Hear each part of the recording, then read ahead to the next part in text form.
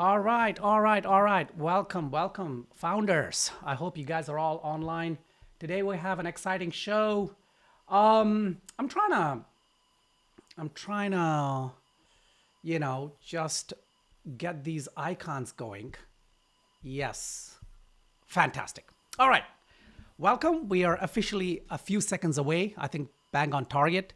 For those who signed in yesterday, thank you so much. We had an awesome conversation with Tony. Had a little bit of a technical glitch, but and we were talking a lot about Web3, about NFTs, tokenomics, and things like that. And today's topic is something similar in the sense that it's technology, of course. And I've got two guests who are gonna really make this show exciting. So I'm gonna just jump in and I will introduce our two guests today. Let's start with, all right. Okay, so in the middle is Simon Day. He is a digital prophet at Princeberk Finance. And then to the left is Javier. And Javier, we're going to be talking about Catverse. So I'm not going to give too many introductions because that's not my style. And also, guys, Javier, Simon, thank you so much for being on this live show. And shall we get started? Yep, it's great to be here. Go ahead. Fantastic. Simon, let's start with you because I know you gotta leave halfway through. So I'm trying to maximize the time we have with you. Could you tell us about Catverse and your venture? Oh yeah, you mean Javier, right?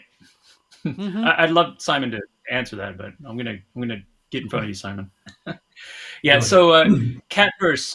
So I've already have a successful AI-based cat translator app in the marketplace. Over 14 million users. Meow Talk, and it's based on real science. So cats have about 20 vocalizations that they all make. That's universal. Translates about 13 of them. With this Catverse idea, I wanted to go 5 steps beyond that and create an app that'll let you reproduce your cat digitally. So there, you'll be able to scan your cat, record its voice, and then also, if you give us enough information, we'll be able to replicate its personality. And essentially, probably the easiest way to think of it is you would have an exact digital copy of your real cat in the metaverse. Lots of steps required to get there, but we're taking it one step at a time by letting you do some very simple aspects of that. And one of the more important ones is conversation. So I also want you to have an open-ended conversation with your digital cat. And if you don't have a cat to scan, that's okay. We can let you make one.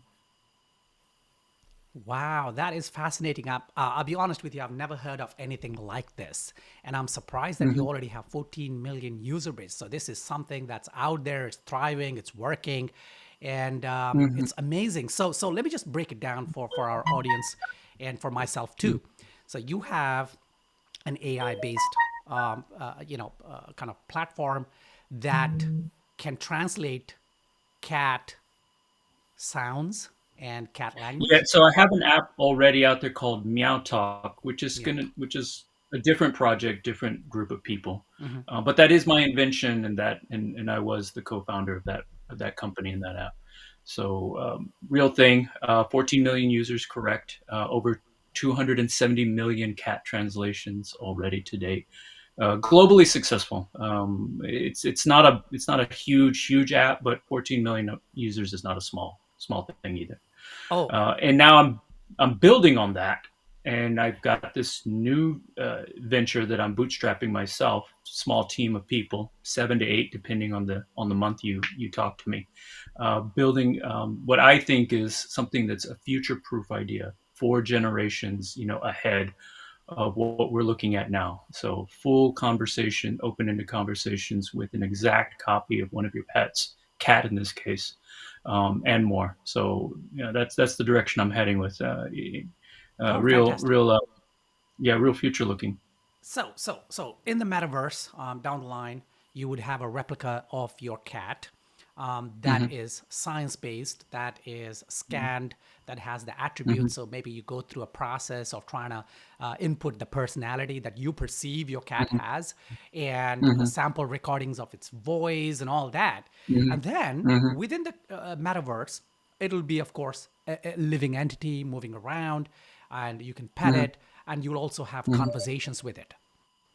Yes, yes, correct. So that's the vision, that we will be able to reproduce this cat to the fullest degree possible.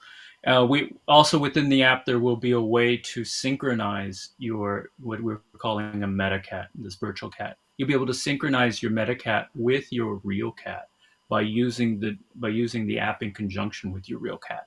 So as you're using it in conjunction with your real cat, we will collect information from your cat's voice, facial expressions, and body language, and that information will be used to feed into the virtual cat's responses. But we will also catalog it and essentially create a fingerprint, of the cat's personality based on all of that information we've collected. So if your cat's always grumpy, for example, around 5 p.m. in a certain situation, we can detect that over time and build that into the DNA of this virtual cat. So it sounds like science fiction, but the technology for us to be able to do this is here now. We just have to integrate it and use it correctly. Not a small problem to solve, but the technology is here. We can do this. Oh yeah, I mean it does sound like science fiction, and but I guess you're right. I mean, I think technology is getting there. So if I may ask you, in terms of that venture itself, where are you? How is the progress? Are you funded? What's going on with that? Yeah, good question. So I haven't looked for funding yet. I've always felt like this idea was good, but I need to validate it in the marketplace. So I have an MVP that I'm finalizing now, that I want to launch in the marketplace. You can go download the app now, but it's incomplete. It's not even. It's probably early alpha at best.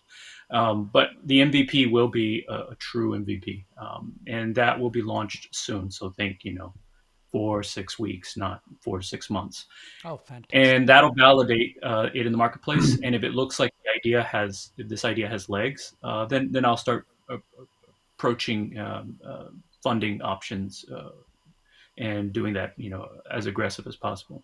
So right now it's bootstrapped by me, solely by me, and I'm talking to some angel investors here and there, but nothing more sophisticated than that.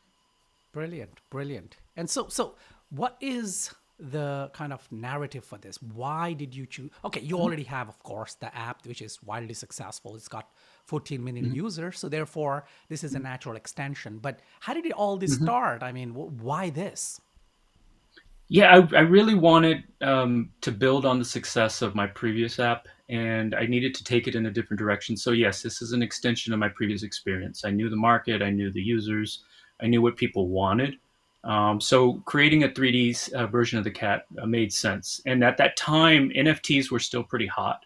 So there was a correlation between those two, a digital cat, NFT, CryptoKitty sort of aspect to it. That's Yeah. come and gone. So the NFT, aspect of these meta cats is not something we're considering anymore. But that was a motivator for pushing it in that direction. But with the advent of large language models like GPT-3, for example, Blooms, I'm looking very, very hard at Blooms, and using that and for a lot of our hard problems on the back end. With the advent of these large language models really getting attention and really taking off and really being functional and capable, it made sense to combine that into this experience and then make essentially a cat that can become a true copy of your real cat, but also an assistant, a companion, just a digital entity that you can use to either talk to or to do simple tasks for you as well. So all those cool things that you see people trying to do with generative AI, trying to save you time, analyze data, I want to be able to use these metacats in the same way. Fantastic, fantastic. And that's probably a great segue to bring Simon in to the discussion, because everyone talks about Chat GPT, but no one, well, I haven't heard many people talk about Blooms. So, Simon, would you like to jump in and sort of, talk about Blooms a little bit, and then we can tie it to what Javier is doing? Sure. So there's a lot of AI stuff going on at the moment, and a lot of it centers around ChatGPT, especially with the release of the API system. And a lot of people are planning startups, and they really have quite a big cost when it comes to actually using those GPT free credits. And it's kind of like the AWS scenario. There's some free credits, it runs out, and then the business doesn't have legs. Yeah. So Blooms is something that can really solve that, because not directly Blooms. To run Blooms, of course, you need multiple $10,000 graphics cards in a very expensive system. But Blooms is able to do the same thing that ChatGPT does, and in some cases, a lot of cases, it's able to do better. According to the benchmarking systems that we use as AI researchers, one of the things it's particularly good at is storytelling. So instead of asking it a question as you would ChatGPT, you have to frame it in a story, which is to do with pre-prompt engineering. So you could tell it, like, this is a story about a cat, and this is the details about the cat. Now, what does the cat say next? And then you've got the cat response, and this is exactly what Javier's working with right now. Wow.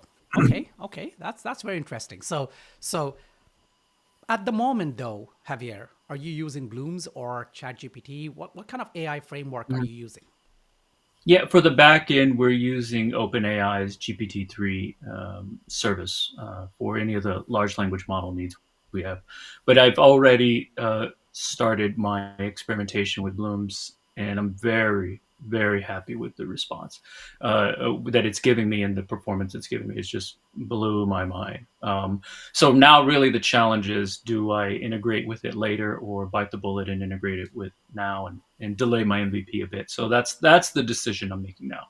I've already made the decision that it needs to be part of my roadmap, and in a very significant way. So yeah, very happy with Blooms. Fantastic. And so Simon, you're also talking about petals, right? So where does that fit in the scenario? So Petals is the best part. So basically, to run a large language model like ChatGPT, GPT-3, you need incredible amounts of resources. You need these $10,000 graphics cards, and you don't need one or two. You need 10 or 100 of them. Yeah. So what Petals does is it's built on top of a thing called HiveMind, and it enables basically a group of people with reasonably fast computers. Let's say they've got one $10,000 graphics card, to come together and work as a network in order to act as a host for the system. So what it means basically is, you today can, just using your CPU, even if you don't have a graphics card, you can run Blooms. You can do it in a free Google Colabs even, and you can build your business right on top of that. Now, it does take a little extra setup, as I was saying, with it being more story orientated. You have to do a bit more pre-thought into how you're going to integrate that with your business, but it works and it's free. Fantastic. And so I guess going forward, ventures like Javier's, where you are moving into the metaverse, the Web3, and you're trying to use large language models. Pretty much, if it is a narrative based, it is conversational, it is thinking based, so to speak, then Blooms may be the way to go. Yeah, pretty much. I mean, the Bloom's model is like task orientated, so it expects instructions. And I've given it a number of different instruction sets. I've told it before, you're a venture capitalist. I want you to analyze this deal flow. I've told it it's a salesperson. You work in the metaverse. You're in this virtual space, and your job is to sell this deal flow. Another reasonably good thing about it as well is it is completely open. So sometimes when you're trying to do things with ChatGPT, specifically like something in a medical arena or something like that, it just won't agree. Yeah. And those kind of tasks are really important. I mean, the US military spent billions and billions of dollars trying to communicate with dolphins. And, if you look at what Javier's achieved in terms of cats, it is certainly comparable and it certainly deserves admiration. That's fantastic. That's a great point, actually. Communicating with dolphins, trying to communicate with them, and Javier's breakthrough kind of thing with cats. It's just fascinating that these can then be interpolated, and of course, can be used in other sectors where maybe disabilities and lots more. So I'm gonna refer this question to Javier.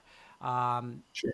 Besides your kind of current whatever you're working on, where else do you see this kind of non-human speech based analysis and that AI? What kind of use cases do you think we could have down the line?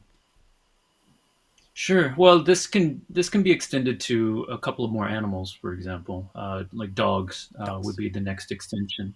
But the dynamics change. With dogs, it's more about visual communication, facial and body language, and less vocalization, since they have a much more reduced set of sounds they can make. Like cats, it's up to 20. Dogs, it's probably 10 max. Okay. So big difference. So that's one. I think ultimately, when the technology is ready for it, we can extend this pattern to replicating people in a digital way. I know there's a lot of companies that try to do that now, but it's still too limited, too video game-ish. Yeah. You talk with a replica, for example, or a virtual person, it still feels like you're talking to a chatbot. Yeah. Where this idea is different, at least for animals, is people don't have that high of expectation for talking with animals. They're okay with it sounding a little awkward, because maybe that's just the way it's supposed to be when you talk to an animal. So yeah, maybe we can extend this to more animals, but I don't see that going past really dogs, in my opinion. And there may be other applications for this. So cats now, dogs, tomorrow, not literally tomorrow, but in the near Yeah. future. Yeah. The next And one. then within our lifetime, when the other technologies catch up, we can do people as well, Yeah. in mapping their personalities over and using the same formula. So I'm intrigued. Just going back to your having a conversation with a cat. So what happens? Is that in? So what is the interface like? So you're saying something, and then the response comes in the form of a cat sound or a human Correct. sound or text. Oh yes, it's like having an open-ended conversation with a person that speaks whatever language you're speaking. In this case, we only support English right now, but the idea is to support all major languages. But it would be an open-ended conversation. So I would speak. My speech would be translated from speech to text. Then we would get a response from the cat using a large language model on the back end, and the language model has been predisposed to give a response as a cat. So it gets into that character. In language model speak, you craft a prompt that says you are a cat, and this is your personality, and this is your response. And then when the response comes back, that's translated back into text to speech. So it's heard. You can hear it. So you're having a Amazing. conversation. Amazing. I Yep. mean, And I don't the know much about the personality, technology, but I'm thinking perhaps that so the way it would work is that because they have a set of sounds, those have been analyzed, they've been given attributes and meanings and nuances. And so the model then goes and works through that based on what it's being processing right now, the sound waves that are coming in. And that's how it would work, I suppose. But Yeah, that's correct. So if we're using the app that I have now, Catverse, to pull in information from from your real cat, to feed into your MetaCat's personality, that data is processed, as you said. We categorize the cat vocalization, and we're looking for characteristics. For example, is the cat in pain? Is it happy? Is it in stress? It doesn't do direct translations. That's something that I want to leave just for the MeowTalk app. I don't want to blur that.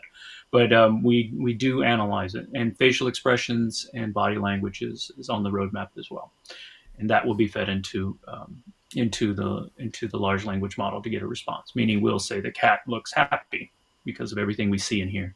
The cat is very upset, and then we'll get a response that matches that. fantastic. And then, of course, we'll have the history of all of that. and that history will be used to create, in essence, a fingerprint of the cat's personality. Fantastic, fantastic. And so, Simon, what do you think of this? Now, I can understand where Javier is coming from and his previous app and all, but you are into, of course, I know about your fund you're putting together, and bits and other pieces in terms of investments. But what is your entry into AI? How did you end up into AI, and how do you know so much about AI? Well, funny you should ask. It comes back to what you were saying yesterday about Visual Basic, and so I actually started with a Commodore PET in 1978, and it Wow. was the first sold to a member of the public, and this was Basic version 1.0. And as time progressed, we had those books where you could sort of choose which adventure you wanted and which page you wanted to go to. I'm not sure how many people are familiar with them, but I'll Yeah. assume most people are. And I, of course, realized that with just a very basic understanding of BASIC, it was possible to write those games. And, I started to program as a kid, and, new versions of BASIC came. I was so excited to see things like Visual Basic. I mean, it had so many new commands, and it was, awesome. But I just progressed through. But in the process, I always wanted some sort of AI to come about. And I had a lot of involvement with different AI groups, really before AI started to peak, before GPT-3, before OpenAI, when it didn't really work. And now, of course, all that's changed, and all of the information on how to build these models is out there. It's very tricky, and you really have to think deeply about things like what Javier was kind of hinting at with personality and history, because our personality and our history, whether we're a human or a cat, that's what makes us different. We all have brains, they all have memory centers, they all have nerve endings. Most 99% we're the same. The part where we differentiate is in that personality and the experiences we've had in our life. So when Javier talks about that replication, it really is your cat that you're speaking with, and really is your cat you're communicating with, to a very high degree. So essentially a high fidelity brain transfer. Yeah. Yeah. So would this then lead to that ultimate holy grail where we can download ourselves, or because that's what Javier is doing, essentially downloading your cat, and then it gets better and better, of course, as processing and technology catches up. So that is on the roadmap, right? Well, we're heading that way. The problem is with imaging the brain at the moment, there's just not that much computer connectivity with the brain. However, there is a DARPA project which is working on a nasal stent that basically goes across there. And this is like an unintrusive operation. It's combined with a CRISPR change to your DNA to make the sparks when you have those light bulb moments going off in your neurons, to make them just a bit brighter. And the idea is to have like a slightly faster and higher fidelity connection than what Elon Musk is trying to do. Now, when you provide that kind of data to a large language model, because large language models can take any kind of information, they can take pictures or whatever they want, then it knows how to organize them. But the fun thing is it organizes them the same way as the human brain works. So it's kind of like that Star Trek teleporter, thing. Would you get in a Star Trek teleporter and teleport yourself? Because that's the end result. In one way you're dead, Yeah. and in one way you're alive forever. True. But the technology is essentially there.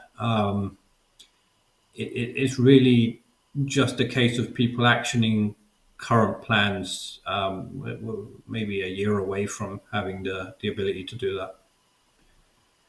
Fantastic. So if we were to bring this back to, let's say, the current set of founders launching startups within the AI sector, and as we were discussing before I jumped on live, I'm very keen on that because, not just myself, but the syndicate that I'm associated with, they are very much interested in now looking at AI startups to invest in. But the biggest issue here is, of course, discerning, all the ideas from the ideas that would make money, which is what investors are interested in, right? So that is the tricky kind of situation. So first, we'll split this into two parts, and I'll ask Javier first, and then Simon, I'll come to you next.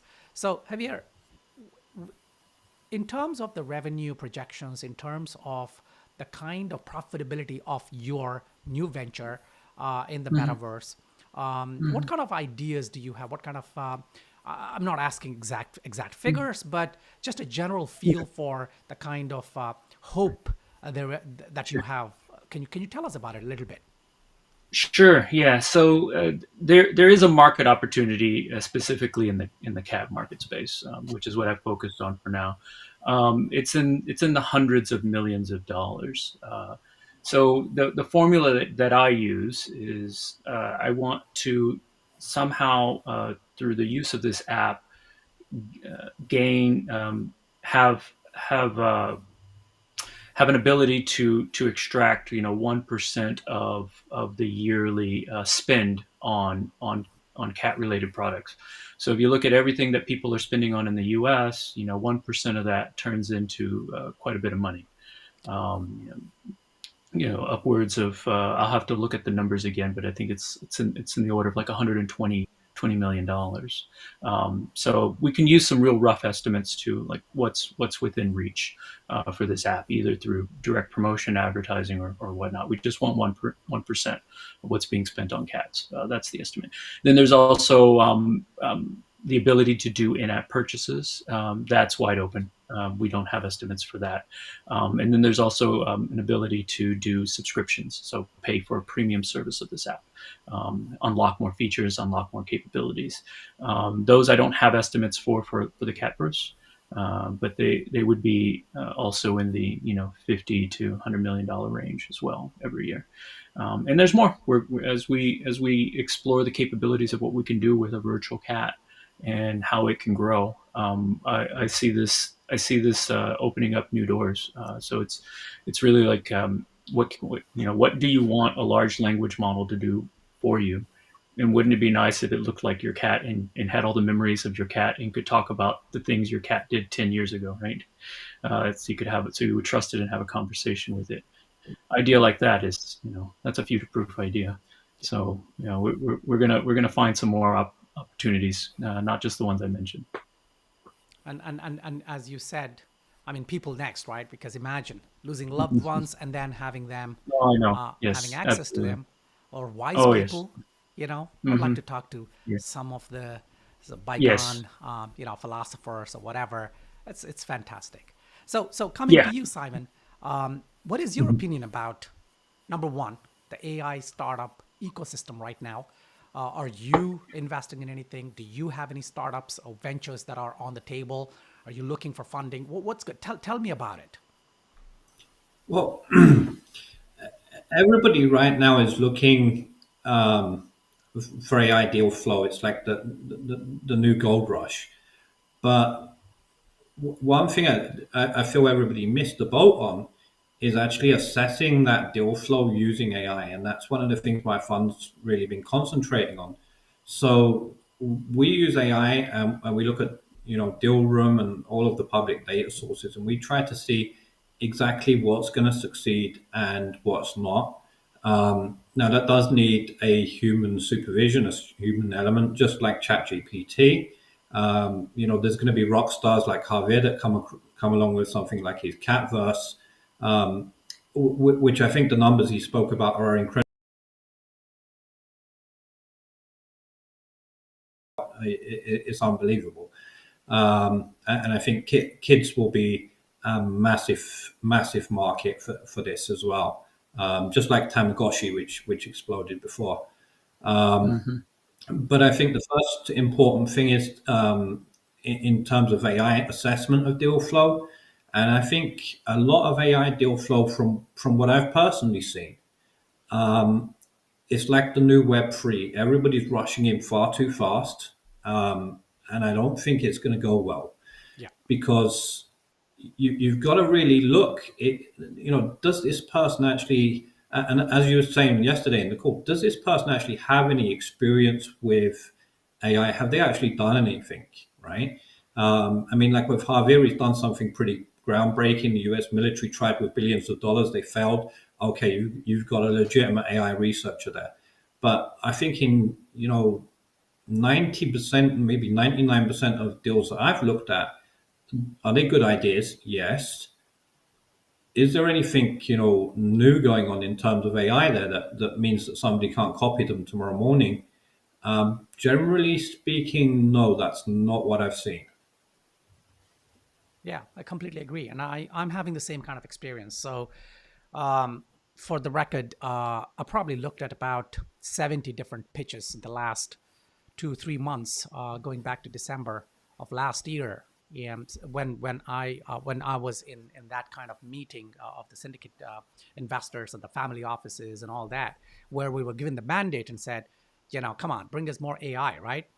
Since then, and 70 out of these 70, believe it or not, I was able to put forward in front of my partners only three of them, which it's not a good ratio in the sense that I I'm going through these pitches, and like you rightly said, ideas. Yeah, of course, ideas are good and ideas are aplenty.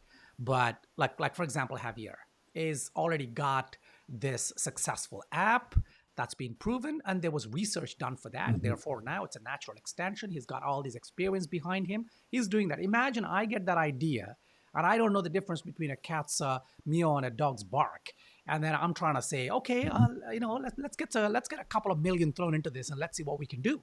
And this is what people were doing in 2022, and things didn't go well. So a lot of these pitches have that, and if you look at the teams, yes, there is a tech guy, and again, we're going back to yesterday's conversation, but yes, there's a tech guy, but not related to, okay, maybe some AI knowledge, but the AI is so wide, isn't it? It's vague. Just saying yes, I do have experience in AI means jack shit. You know what I'm saying? It just It's doesn't like mean anything. So I know personally somebody 10 years at Siemens, and they couldn't program their way out of a wet paper bag. yeah, Um, right, at mhm. least, and when you ask them, and you get on a pitch call, you ask them to explain simply without giving away their secret sauce or recipe, whatever it is. Just tell us, you know how the logic works, and you can see it break down. And that's because they don't have the experience. Now, is money there for AI startups? Absolutely. In fact, people like me, and yourself, I'm sure, and there are many investors, investment advisors, and they're all feeling the pressure that they need to get some deal flow going. But lessons have been learned, crypto, all that.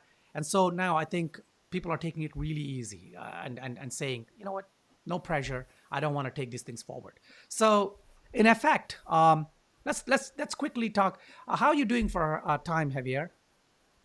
I'm good. I may have to bolt in a few minutes Okay, to get the kids fantastic. ready. Feel free to let me know when you want to just jump off, and Okay. I'll just Yeah. spend a minute, Yeah. just Why don't we concluding plan the. within the next 10 minutes? I'll need Okay, to bolt. fantastic. So we do Thank have a you, little though. bit more time. So let me, again, I'll ask Javier first, and then I'll come to you, Simon. Um, Mhm.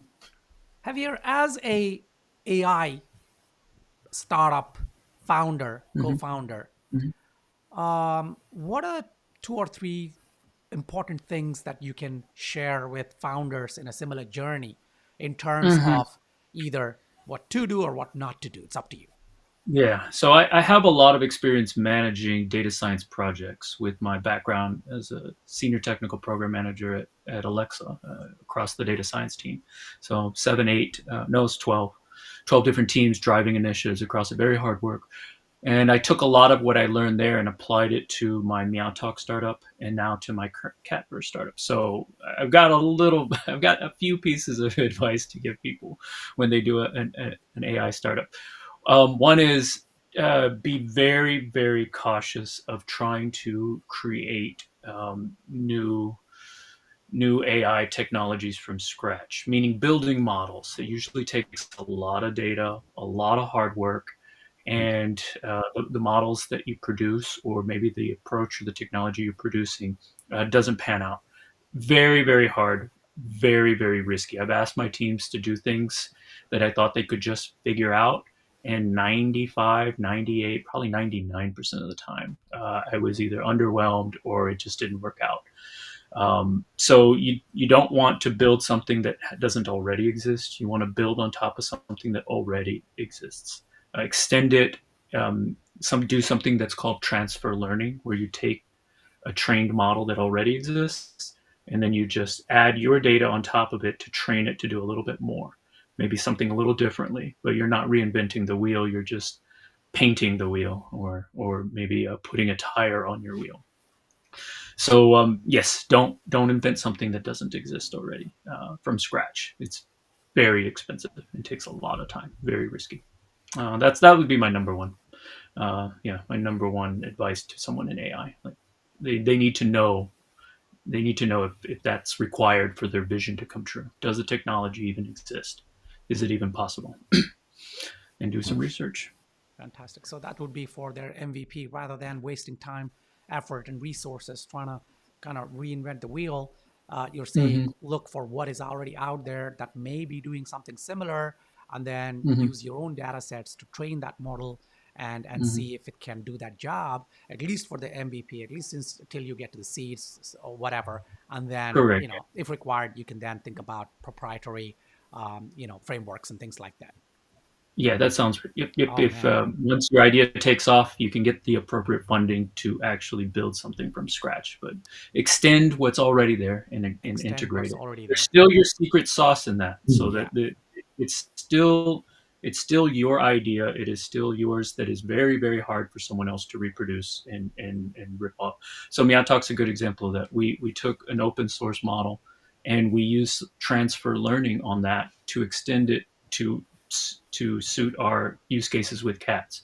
That's not a secret. Everyone, we published that. You can go and download and look how we did that, and everyone uses it. But that's the technique that works. You want to move fast. You want to get some really good results that without spending a whole lot of money and time. That's the approach you want to use. Fantastic. And also, I would like to add a point there that young founders putting their pitch decks across, or even pitching, taking Javier's point, own it. Don't be shy or uncomfortable telling the investors that, look, I don't want to be wasting a lot of time and energy, so we're going to be piggybacking on this or that, and it doesn't make you look bad, because investors are not fools, and they understand that this is probably the better way. What do you say, Javier? A lot of founders feel that Oh yeah, no, yeah, I'd say a good investor who has experience with anything like this would want you to go down that path, because there's still the opportunity for you to put your secret sauce into this, your own DNA, your own hard work that can't be copied or reproduced. So it's by no means a bad thing. It's a very good thing, just to build on top of what's already out there. brilliant, Yeah, it's brilliant. really important to be honest about your limitations. Talk about your successes, but also, I mean, like Blooms, for example. I didn't build Blooms. I worked with the big science team in order to incorporate it with Petals. So you talk about that with we, and you can always tell the frauds because they say I did this, I did that, I did this, and it just doesn't add up because the size of what they did doesn't make sense. Blooms is like a $5 million model, and it had investors Wow. behind it and people that contributed. And then adding the Petals to it also, I don't know the exact number, but I think it was about $200,000 worth of compute time. So yeah, just be humble and honest when you're making pitch decks, because it doesn't work. Investors are not stupid. Brilliant, brilliant, brilliant. One more question I wanted to ask Javier is, for young founders, how soon in this journey should they be talking about their venture, putting it out there, seeking advice or whatever it is? How did you do it, and any tips for them? Sure. So one thing 43, I think. So I was born in 79. I'm not young, but I do have advice for young founders. Having always had an entrepreneurial mindset since I don't know, since I was 18. Um, yes, so I think it's perfectly okay to, if you know what you want to do, you can put a pitch deck together. You don't even need a prototype. Yeah, talk to people about it, get some feedback. I wouldn't. I would take the feedback and reflect on it because I've talked to, even with my current idea, one person loves it, another person steers me in the wrong direction, in my opinion, so on and so forth. So uh, you're not going to always hear what you want to hear or what you should hear. You just need to reflect on it. But yeah, get your message out there and then reflect on all the data that you collected back and make up your own mind. Determine how you want to approach it. I mean, are you creating a startup because you're following your passion? You actually want to do this for 4 years, 6 years, 10 years, 20 years? Or do you want to create something so that you can get it acquired and everyone, investors can all get a profit out of this, and yourself included? So know what you want to do with this vehicle that you're putting together up in advance. For me, I can see myself doing Catverse for a very long time. So I'm not as interested in, at least today, I'm not as interested in turning it into a vehicle that's designed specifically for getting acquired and making profit. That can change, but you just need to know what you want to do at any point in time, and then just be honest with the people you're talking with, because then you'll waste their time if they have different needs for it. Yeah, I think that's it. Yeah. That is experience talking. That is definitely experience talking. So Simon, over to you now. 2 or 3 different advice tips for young founders, especially in the AI sector, to dos or not to dos, in your opinion. So let me see. The first thing is, if you're going to use a model like ChatGPT or GPT-3, then actually calculate the budget for that. You can't say this is going to be like, a $10 billion company and it's going to have, all of these users without factoring in the cost of, that API access. So have a plan for the compute resources and do the maths, have the finances work out, the CAC, work out, how long people are going to stick around. Make at least an attempt at the maths. That's the first one. Second one would be take a look at the different open source models that they're changing on a constant basis. Google Flan has recently done some interesting stuff. And there's also NeoGPT, which is quite a small model if somebody's doing like an IoT type device. So that's important. And the third piece of advice is don't use AI for everything. Don't just have ChatGPT construct your pitch deck, construct your images with Mid-Journey, because you'll end up with 6 fingers and you'll end up missing things. So it's really important to have like a human side there, I think. Fantastic. No, I love that. Yes, it's 6 fingers, 2 heads, or whatever. And, that's brilliant. So what about for your opinion of founders on their journey? They have an AI idea, or they have some kind of a product that utilizes AI or, direct AI. Should they be kind of putting their idea out there? Should they build it in public? What are your thoughts on that, Simon? Well, definitely put your idea out there. It's very rarely worth keeping an idea secret. People involved in the VC world, investor world, see hundreds of thousands of ideas, and nobody's really going to take your idea and do it themselves. And if they can take your idea and do it themselves, that is a huge red flag that you're dealing with something that is not such a good idea. Because once you've built it, somebody else is going to build it, and then you've got a competition. So, you should always share what you're doing. And I love that idea. I love that idea that it's a great marker. It's a red flag if you're so afraid that you say what your idea is and somebody can take it and run with it. That means that there's nothing unique in it, and That's brilliant. I love that. It should be part of the checklist for, when you're trying to seek funding. Would you send this idea to someone? Would you send the pitch deck to someone without asking for an NDA? I mean, NDAs are slowly getting out of there. That becoming a thing of the past. But I'm still surprised. Day in and day out, I get requests for signing an NDA, and then I say, okay, that's fine, yeah, if you want it. And then we look at the pitch deck and the idea, and I'm thinking, why do you need an NDA? What am I going to do with this, right? This is, it's but anyway, so that's great. Yeah, I had a similar concern when I started pitching years ago. I need to get an NDA, but I quickly realized that they're not needed, and it's more of a burden than anything else. It's very, very, very rare for a VC to steal someone's idea and do something with it. Yeah. So yeah, I'm on the same page with you. I don't think they're needed. You can have a successful pitch and not disclose critical sensitive IP. Fantastic. And so, Simon, over to you now. I'm going to have to go, Mash right, and Simon. I'm sorry. Javier, you know what? Thank you guys for having me on. Yeah, thank you so much for coming online. Maybe we should do another one later on, another day. Oh, absolutely. But I appreciate the insights, the feedback, and I love your venture. I'm going to keep an eye on it. Let's talk more offline. All right, sounds good. We'll All continue right. the conversation. Take care, Javier. Bye-bye. Bye-bye. Okay. By mistake, I think both closed. So Simon, please come back. Yes, Simon is back. And let me add Simon. Just give me one day, Simon.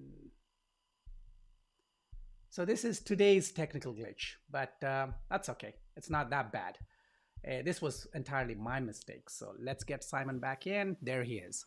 My apologies, Simon. Hey. I was clicking close Javier's window, and then this interface is so small, I clicked yours. I'm so sorry. Okay, so before Javier left off, you were saying something very interesting, and I wanted to explore more about it. The open source bit. Can we talk about that a little bit more? So open source from the lens of startups, founders, and their journey and their path and product development, things like that. Mm-hmm. Well, so a lot of people, business people, tend to avoid open source, and they think that, like open source, okay, everybody's going to have the source code and it's not going to work. You've only got to look at what's going on in China, where they treat everything, even if it's proprietary, as open source. And you get a very quick answer to that question. Really, when you're dealing with open source stuff, you can make money out of it, and you can make a lot of money out of it. I've had a startup in the past with $5 million of turnover, and that all came from open source. Wow. So, I mean, just look at companies like Red Hat. Android was built on open source. Some of our biggest products are built on open source. Yeah. But you can't just say, okay, I've got open source and I'm going to be a founder, and I've put all the ingredients in the soup, because it's not that simple. Things need to balance also from the investor side, not just the founder side. One thing that I think is very important with AI is what Warren Buffett says: buy when there's blood in the streets. And there definitely isn't any blood in the streets in AI right now. There might be blood in the streets in other areas, but not so much in AI.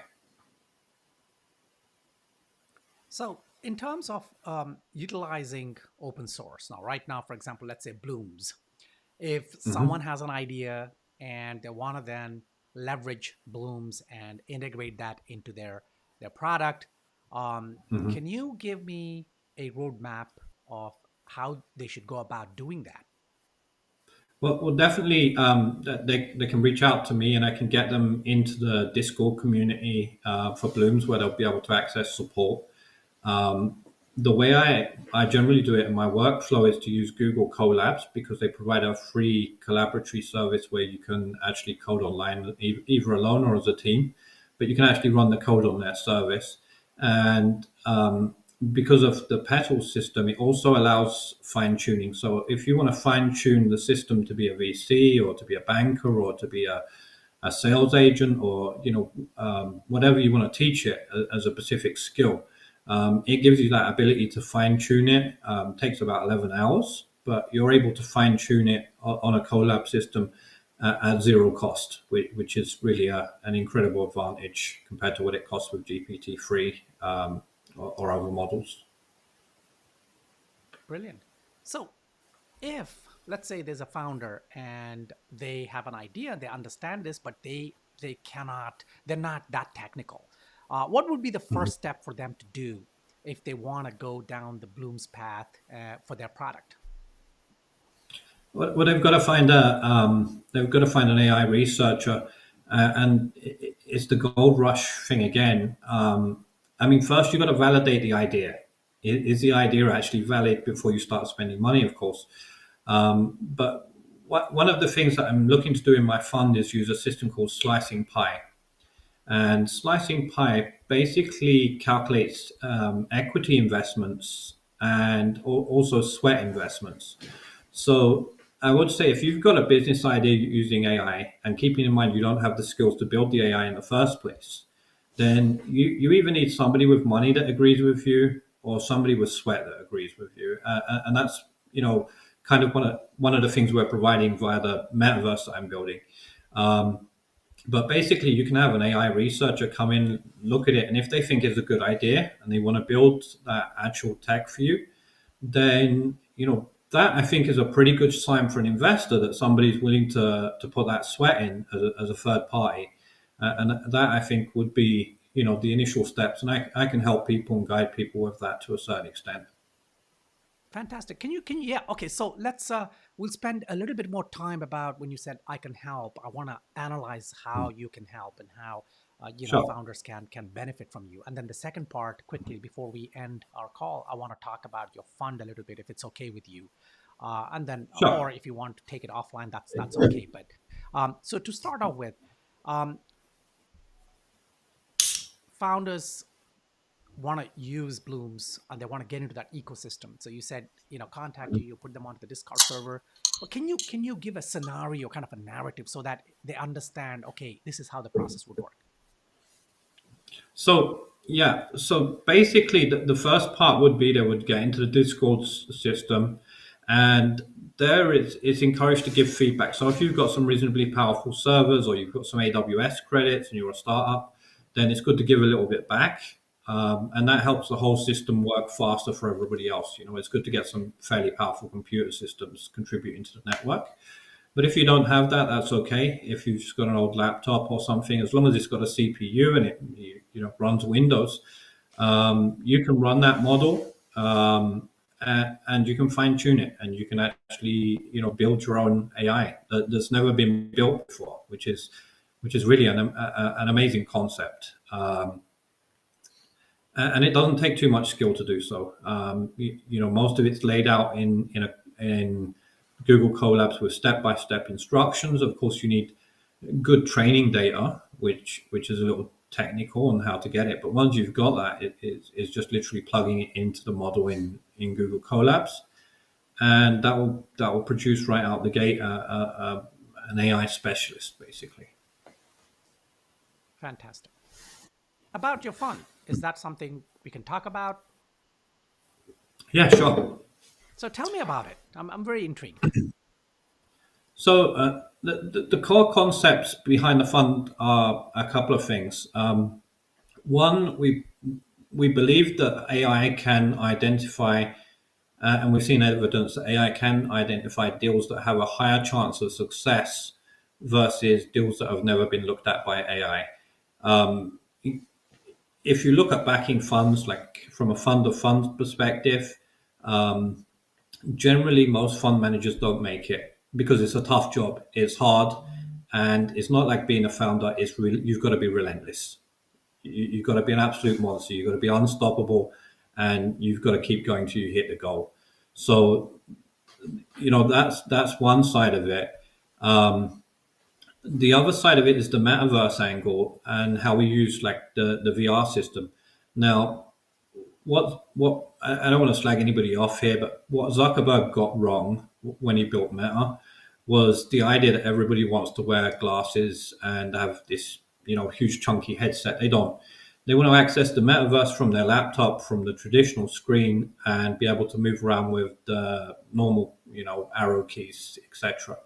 So what we did is we got a metaverse together, which is like one click in a browser, and you're there. And we made it pitch deck embeddable, which means if you've got a pitch deck and you're reading through it, okay, this is the company, this is the basic details, etc., etc. When you hit the bottom of that pitch deck, now you're in the metaverse, and you can walk around and you're in a data room, and you have access to an AI that can answer questions, and you've got all the information you need in order to make an informed decision. And you know what? If that decision doesn't work out, if you don't like that business, well, there's a building next door with another business that has been AI reviewed. So what this does is it has an effect of increasing the chance of a raise. It increases the chance of the business raising. And because all of the businesses that are exposed have an increased chance of raising, it means that there's less risk of not raising if you make an investment into one of those businesses. So it's basically a risk reduction model. And those are the two things we do very well. And we also work with slicing pie, which enables us to get, a lot of sweat equity involved, which reduces startup costs massively. Man, I love this idea. I mean, this would make it the job of angel investors, family offices, even VC firms and accelerators, all kinds of programs where they're spending day after day looking through pitch decks, trying to find that information that is hidden in there. Because you and I both know a lot of the pitch decks hide the information. And I'm imagining myself just moving around this metaverse, and and I want some information, and I got an AI assistant that pops up, and I'm saying, okay, Yeah. what if um, this co-founder decides to drop off, 6 months down the line? How would the projections change? And imagine Yeah. the AI assistant then giving me a new model. The pie chart changes, the bar graphs change, the things change, numbers change, and I'm just sitting there in my armchair. And then I say, okay, this is it. And I can shortlist that, go back in again, run another simulation. I mean, this is brilliant, Simon. I love it. I love it. It's not so advanced yet, but what it would No, do is if you go in and you ask it for those questions, it will respond. Currently, it will respond in text, but we're just we're pretty close to getting to the point where you can just speak with it naturally, and it'll have voice. And one of the cool things is Javier's got an office, and you can go and check out the cat as well.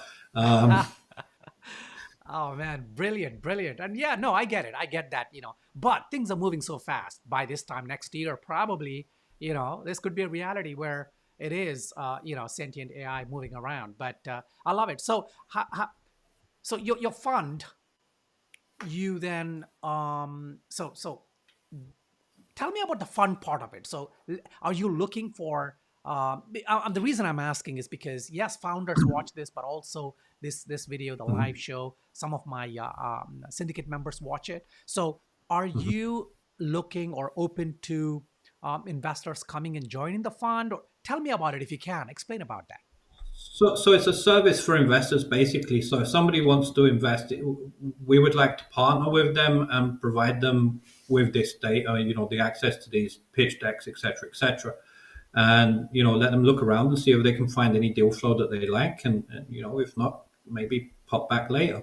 In terms of raising, we are trying to raise some pre-seed capital at the moment, in order to do more, because we want to make everything polished, of course. And now it's more sort of a little past MVP, between MVP and product, basically. And we need to move a little bit further so we can start onboarding paying customers. And that will be services, for example, consulting, advisory services, putting together pitch decks, design services, website building, marketing, etc., etc. And we've also got some podcasting stuff that we can use in order to really push huge volumes of traffic in the right cases. But it, of course, depends on the deal. Fantastic. And I would like to take this offline with you and then explore this further, because this is an interesting concept, and it would be interesting to see how the fund develops. But let's do that. Let's schedule something Yeah. down the line. And so we're coming up on the hour mark. Time has flown. It's fantastic. I think you and I should do another session maybe in a couple of weeks down the line, because there's so much to unpack with OpenAI and your kind of participation and founders getting some help from you. Later on, if you can, please leave any links as comments on this page on LinkedIn. I will. I'll follow up on any questions anybody has as well. Yeah, fantastic. So because I don't see any questions yet, but if you can leave some links in the comments, that would be fantastic. And yeah, so Simon, thank you so much for coming today, and it's been a pleasure. I would love to learn more about your fund and your process. So I'm going to hit you up on LinkedIn via DM, Awesome. and we'll talk there. Okay. Fantastic. All Simon, right. take care. Have a great day.